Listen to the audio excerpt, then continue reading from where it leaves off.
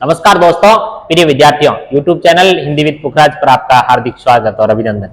साथियों, जैसा कि आप जानते हैं, अपने चल रही है आरोह कक्षा 12वीं की पुस्तक, जिसका दूसरा पाठ है आलोक धनवा, जिनकी एक कविता है पतंग।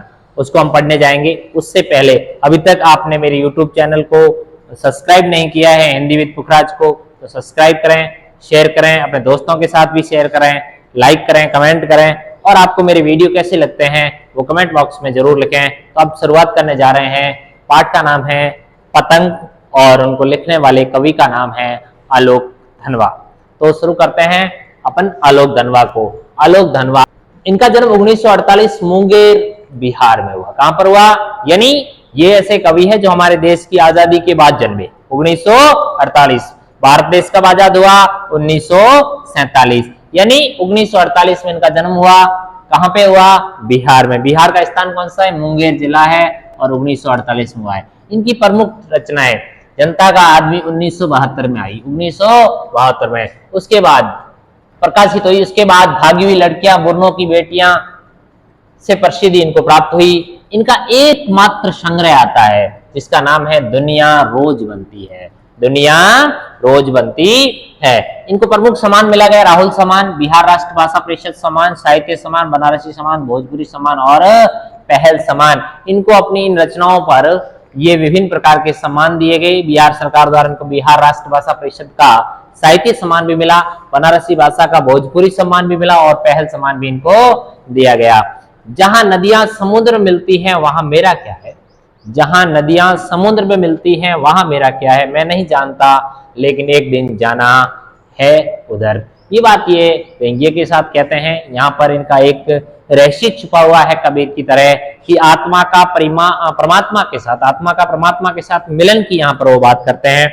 देखिए आलोक धनवा के बारे में। आलोक धनवा 7वें 8वें दशक के कवि आलोक धनवा बहुत ही छोटी अवस्था में अपनी गिनी चुनी कविताओं में अपार लोकप्रियता अर्जित की। यानी उन्होंने ज्यादा नहीं लिखा, बहुत कम लिखा, लेकिन उन्होंने इस कम लिखा लेकिन अच्छा लिखा, जिसमें उनको बहुत ही अच्छी उपलब्धियां मिली। सन 1972-73 में प्रकाशित इनकी आरंभिक कविताएं हिंदी में अनेक गंभीर काव्य प्रेमियों की जबानी याद है। 1972-73 यानी लगभग भागी हुई लड़कियां और बुर्नों की बेटियां 1972 और 73 में आई थी। जवानी याद है। आलोचकों का मानना है कि उनकी कविताओं में हिंदी कवियों और कविताओं को कितना प्रभावित किया, इसका मूल्यांकन अभी तक ठीक से हुआ नहीं है। यानी उन्होंने कितना प्रभावित किया, इस बात को अभी तक ठीक से मूल्यांकन नहीं हो पाया। यानी उन्होंने कम लिखा लेकिन अच्छा लिखा, लेकिन जितना उन्होंने लिखा उतना मूल्यांकन नहीं हो पाया, ऐसा हिंदी के कवियों को मानना है। इतनी व्यापक ख्याति के बावजूद शायद उसी की वजह से बनी हुई उपेक्षाओं के दबाव में चलते आलोक धनवा को भी थोक के भाव से लेखन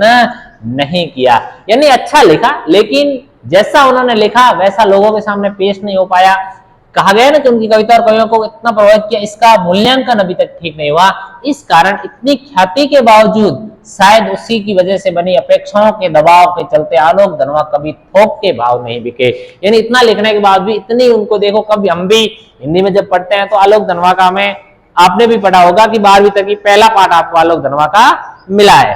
तो इतनी हमें रचना इनकी नहीं। 1972 में लेखन आरंभ करने के बाद उसका पहला और अभी तक का एकमात्र काव्य संग्रह कब आया? 98। याद रखोगे आप।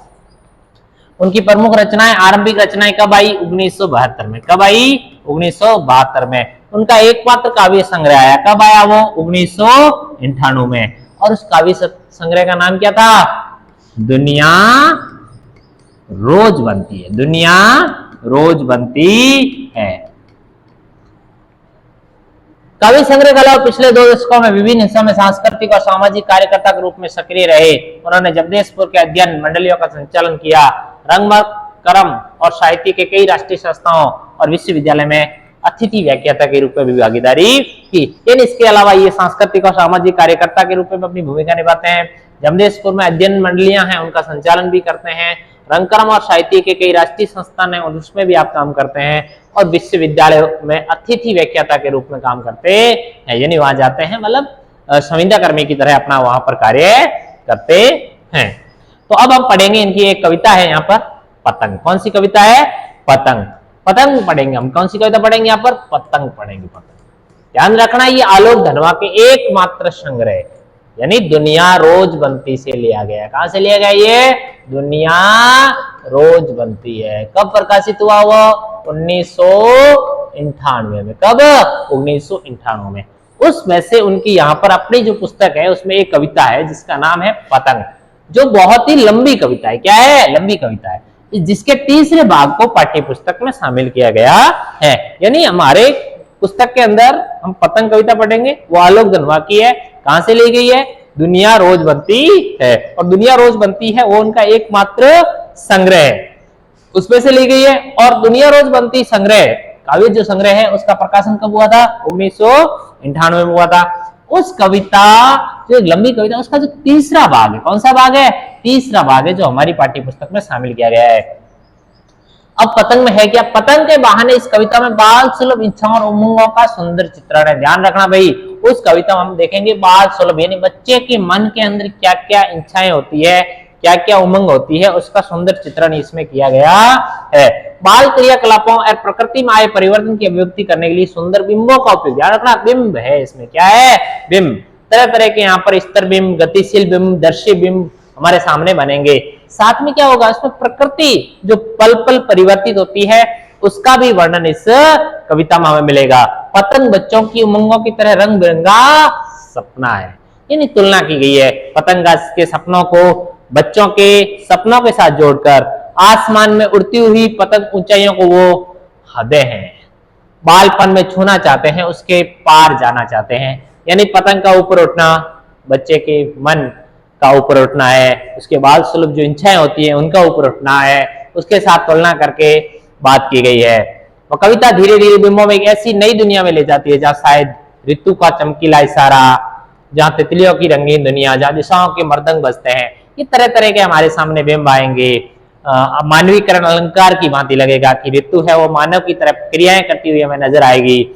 चमकीला इशारा, तितलियों की रंगीन दुनिया, दिशाओं का मर्दंग बजाना, जहाँ छतों के खतरनाक कोने से गिरने का भय, दूसरी और भय से विजय पाते बच्चे जो गिर गिर कर संभलते हैं। पृथ्वी की हर कोना खुद खुद उनके पास आ जाता है और हर बार नई पतंगों को सबसे ऊंचा उड़ाने का हौसला। फिर भादो यानी अंधेरे के बाद भी शरद उजाला की प्रतीक्षा कर रहे हैं। क्या आप भी उनके साथ हैं? यानी इस पाठ के अंदर एक पतंग के माध्यम से और साथ में उस बच्चे से जोड़ते हुए कि बच्चा किस प्रकार से उसका बाल सुलभ मन होता है, उसकी किस प्रकार की इच्छाएं होती है, और उन इच्छाओं के दौरान उन्हें विभिन्न प्रकार की समस्याएं यानी डर भी रहता है, लेकिन उन डरों जो डर होता है, जो खतरनाक समस्याएं होती है, खतरनाक भय होता है, उनको पार करते हुए बच्चा क्या करता है? आगे बढ़ जाता है। उसमें विजय पाने की चाहत होती है, उसके साथ वो आगे बढ़ता है। इस पतंग कविता के माध्यम से हम पढ़ेंगे। इसके अंदर दो चीजें हमें समझनी होगी। एक तो इसमें बिंबों का प्रयोग हुआ। क्या हुआ है? बिंब। बिंबों का अर्थ होता है हमारे सामने कुछ दृश्य बनेंगे।